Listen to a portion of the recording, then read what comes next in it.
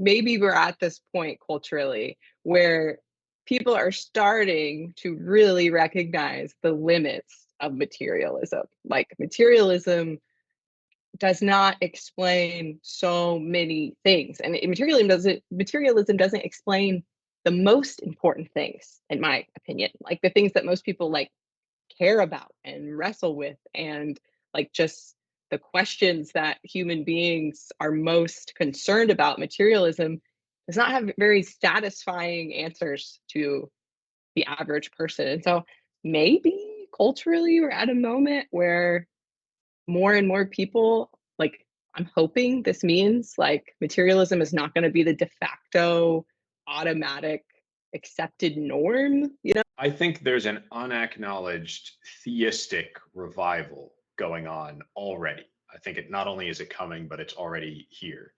And he mentions Einstein's belief in God. Einstein, of course, said he believed in the God of Spinoza.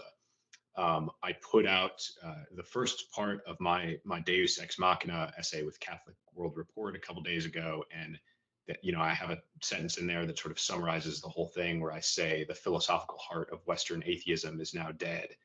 And I was able to, just a couple days before they ran it, I had to go in and make an edit to that part of the essay because I was listening to Elon Musk on the Lex Friedman podcast.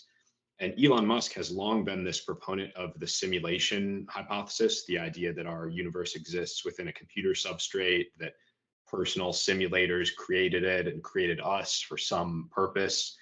And this Lex Friedman interview was the first time I've heard Elon Musk say God to refer to the simulators. And specifically, Elon Musk said the God of Spinoza, which is the God that Einstein ostensibly believed in, and Huberman kind of makes a reference to Einstein's faith there. So I think sadly Christians are not remotely as engaged with this phenomenon as they should be. Part of that is just because this isn't a fully fledged Christian theism, and so Christians are writing it off. But a big part of it, I think, is just that the church today is so de-intellectualized, and so we're unequipped to deal with what's going on. And we're seeing these people like Huberman, in his own words, or like Elon Musk, arrive at forms of theism through a kind of natural theology.